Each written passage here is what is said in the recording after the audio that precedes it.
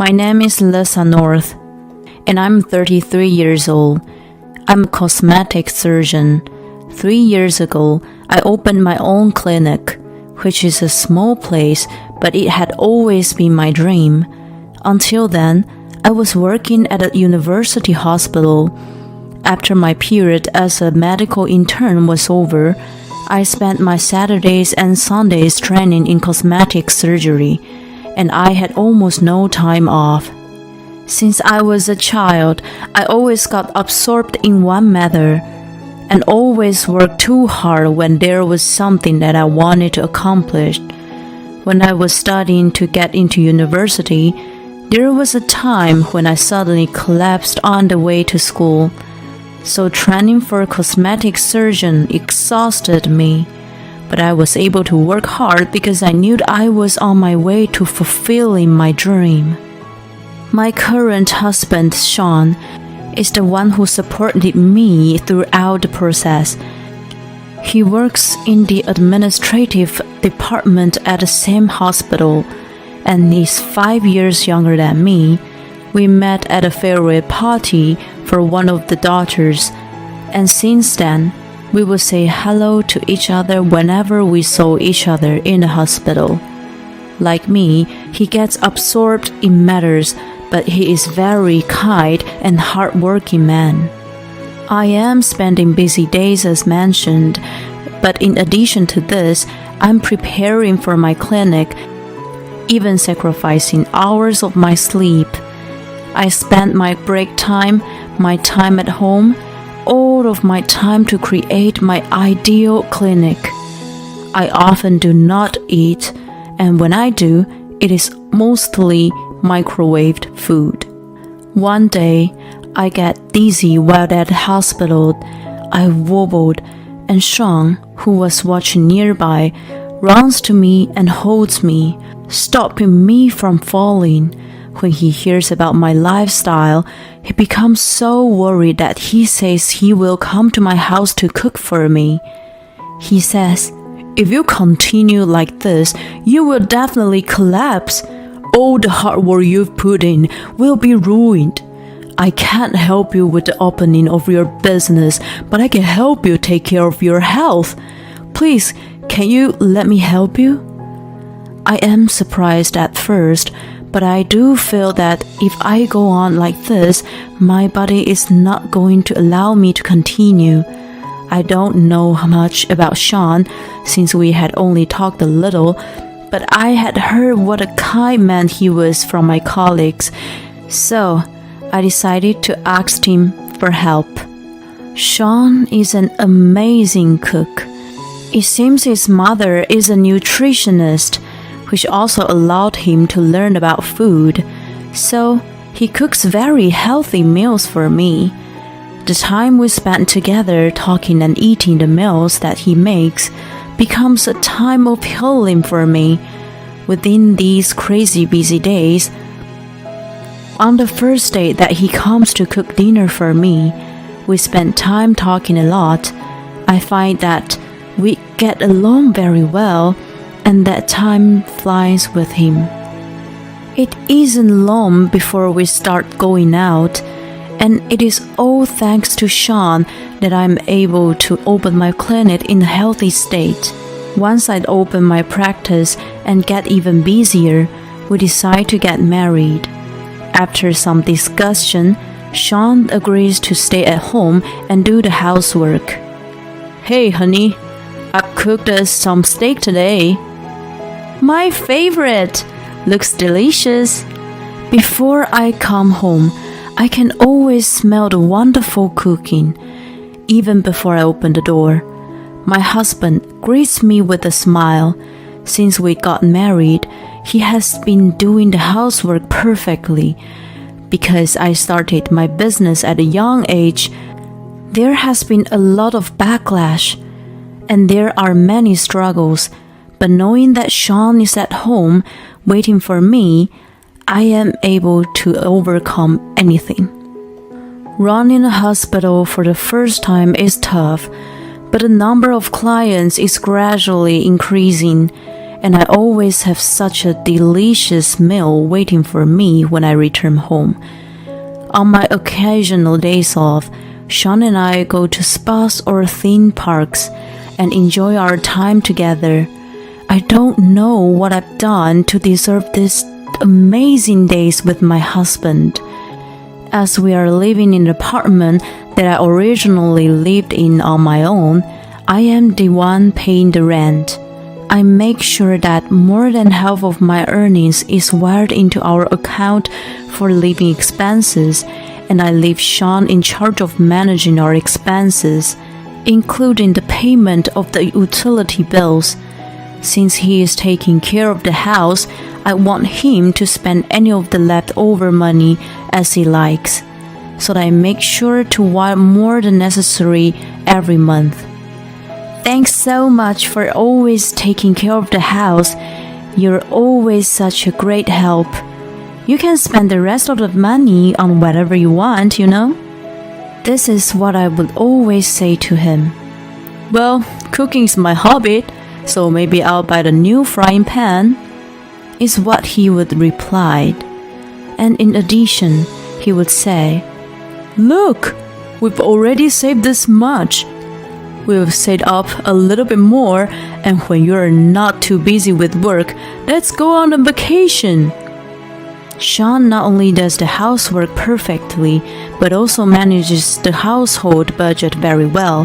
He does everything so perfectly that I'm worried that he may be pushing himself too hard. I think it would be better if he found a hobby or met with friends and took a break from housework once a while. Even thought I have these thoughts, I don't know how to say this to him. And combined with the business from work, the days go by without my mentioning anything.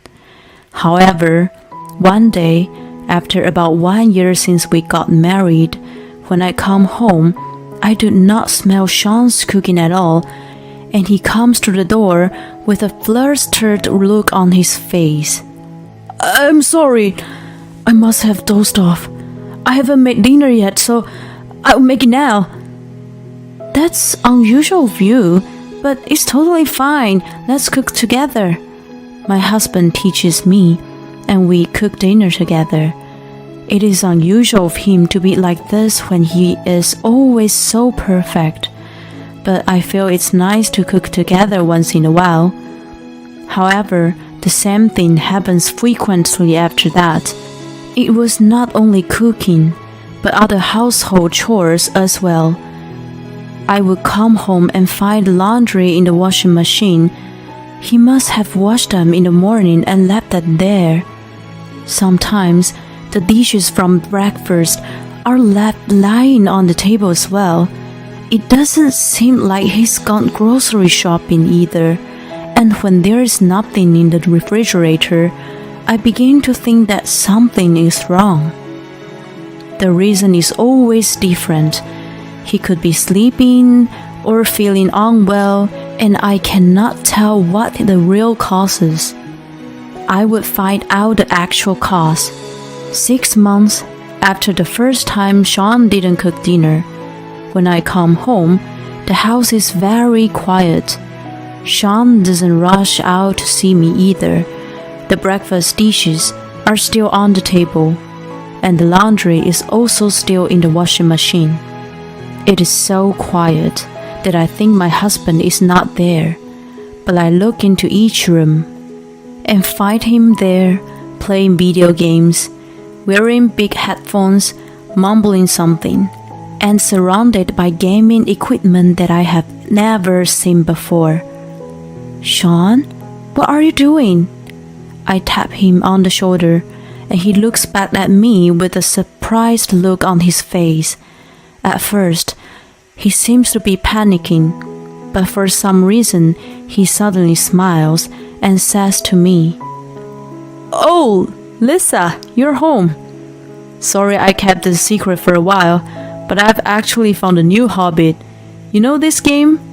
It's really fun, you know. Once I start playing, I can't stop. Seeing my husband looking so happy, I'm immediately at a loss for words. It seems that he has been hiding the gaming equipment from me till now. Of course, it is a good thing to have a hobby, do something you like once in a while, and I don't mind if he skips the housework at times. However, I am a little concerned that he is so absorbed in it that he didn't even notice that I had returned home. I'm glad you have a new hobby now. I don't know much about games, but it sounds like fun. But it would be great if you could do the housework when you can. I choose my words carefully, so as not to hurt Sean's feelings. I'm sorry. I started in the morning and got carried away. I didn't realize the time. But there's a tournament for this game coming up. I think I can make it to the top, so I wanted to practice. I am surprised to hear that. While I was working away from home, Sean had been playing these games for over 10 hours. Seeing my husband playing these games, I realized that this is a Sean I have never seen before. But after our conversation, he cooks dinner for me as usual, and we enjoy the food together. The day ends without me being able to say anything else to him. I guess he was just a little too focused on the game, but since then, my husband has changed.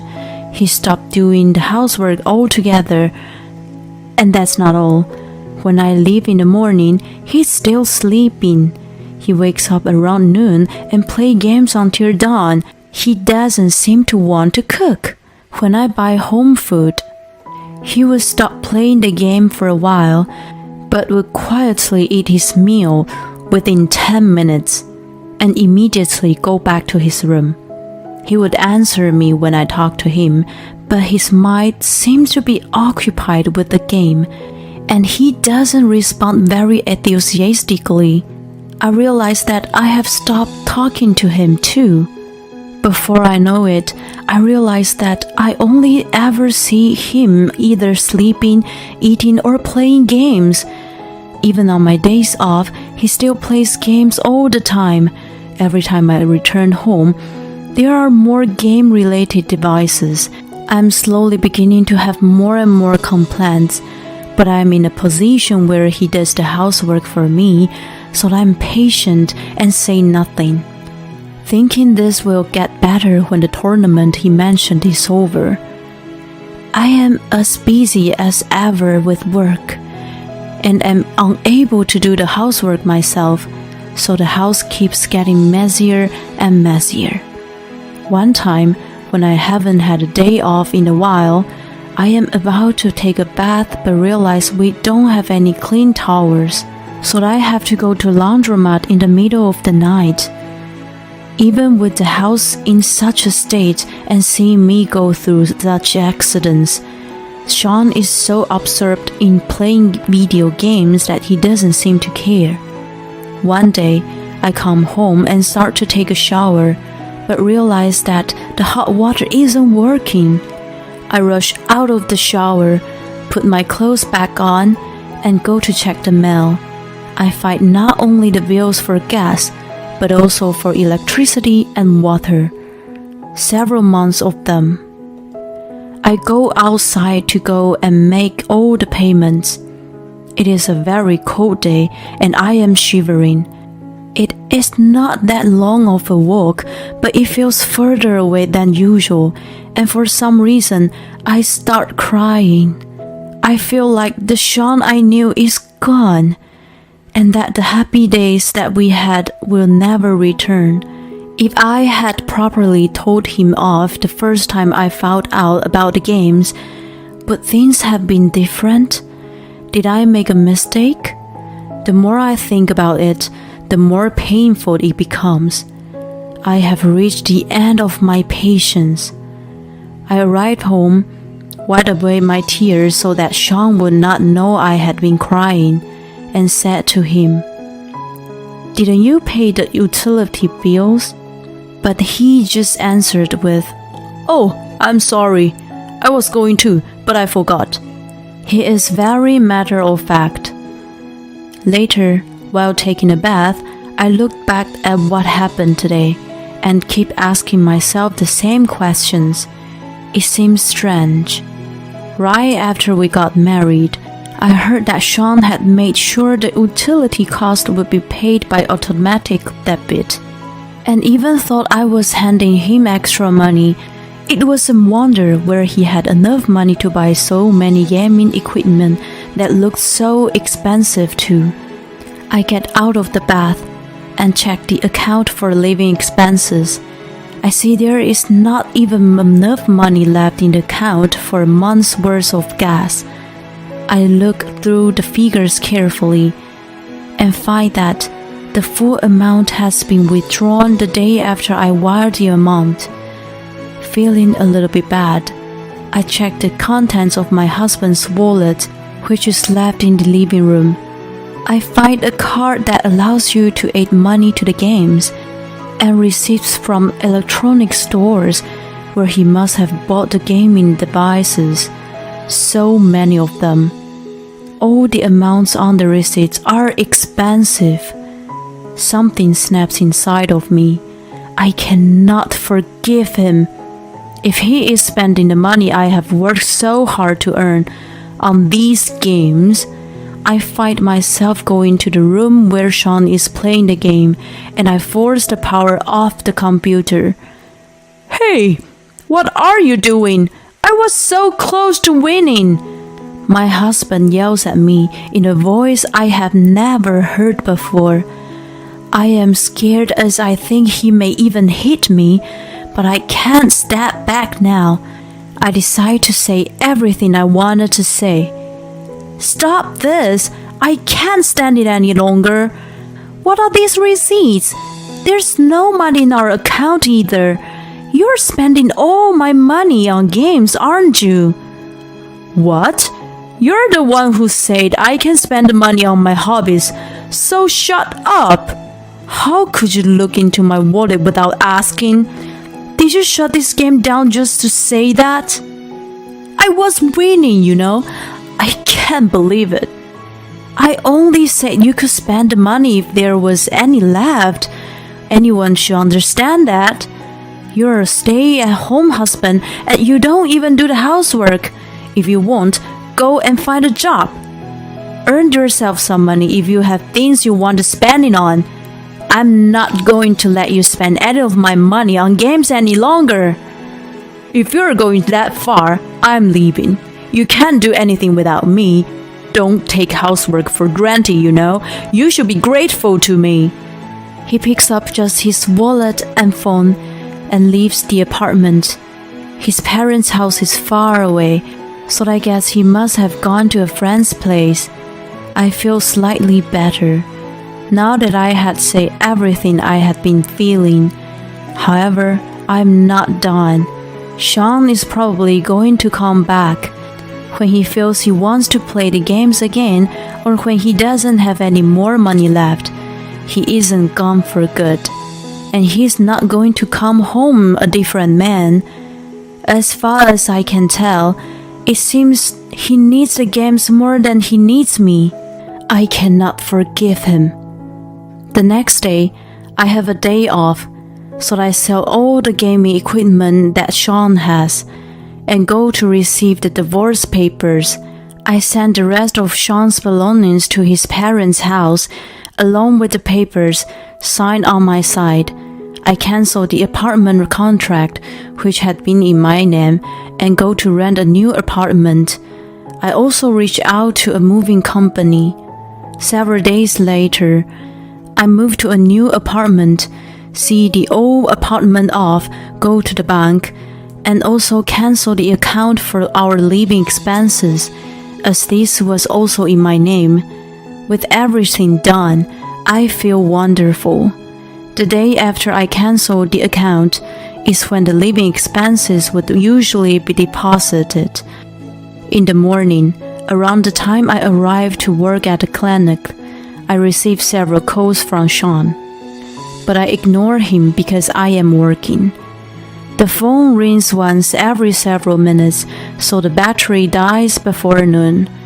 Once I finish work in the evening and turn my phone on, I receive another call from Sean. I answered and he screams, "Oh, I can't enter the account or our apartment. I got a call from Mom too.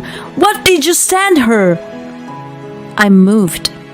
There's nowhere for you to go home to anymore. I've sent your stuff and the divorce papers to your parents' house, so you be sure to look through everything when you're there. What do you mean? We never say anything about the divorce. I don't have a job, you know. Who do you think you are? You can't enter the account because I canceled it. I'll be requesting you a compensation, so you really should find work, you know. Okay, bye. I hear him still screaming something, but I hang up. After that, I feel relieved of my burden, and I decided to go to a bar that I often went to as a medical intern, to drink as much as I like. Several days later, I finish work late at night and leave the clinic, exhausted, when I see Sean and his parents waiting for me outside. I'm sorry for what Sean did to you. He told me everything. It's all his fault, and he's very sorry. So please, can you forgive him? We're ever so sorry. But for a year, I'm sure our son did well handling the housework. He just gave in to temptation for a while, but it won't happen again. As soon as they see me, both of Sean's parents apologize to me. Sean is standing between them, crying. I'm sorry, but I have no intention of forgiving your son. I've been working until this late and I am exhausted. So please, can you leave now?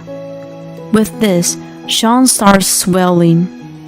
I am so sorry. I will do the housework again, please. I don't need you to do the housework. I've made up my mind. So please, just sign the divorce papers. If you find work, you'll be able to do what you like with your own money, you know.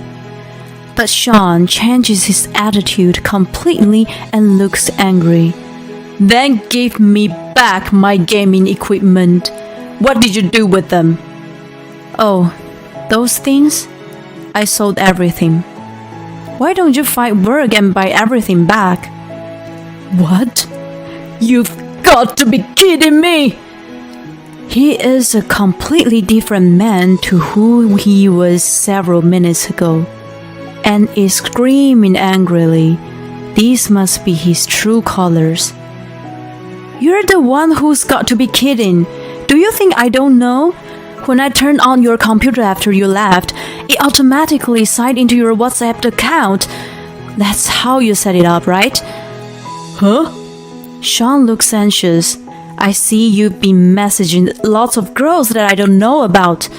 I've saved all the messages, and it seems some of them you started messaging just after we got married, right? Do you want me to read them out loud? Wait a moment. With this, Sean's parents seem to have understood everything. They suddenly look furious. What do you think you're doing? No, I can explain. Sure, he can explain. It seems he let multiple girls into the house while I was at work. One of them liked gaming, so they started playing these games together, which began Sean's obsession with games. So, my lawyer's going to reach out to you soon, okay? And with that, I run off. I don't want to make a scene outside my own clinic this late at night. Sean tries to come after me, but his dad drags him back onto the car. Later, we have discussions through our lawyers, and although it takes time, I finally get a divorce. I am able to request Sean to pay back the money he spent as well as a compensation. It seems Sean's parents have told him to look for work, but he keeps trying to play games to meet new girls, so they are making sure he only has limited access, like with the child's phone. My clinic is working out as good as ever. Up until now, I have been the only surgeon there, but as new clients are coming every day, I am now able to hire another surgeon. This means I am working slightly shorter work hours than before. I am now able to use my time to cook. I do still make mistakes, but I feel like I am getting better every time I try. When I can find more time, I hope to start attending cooking classes.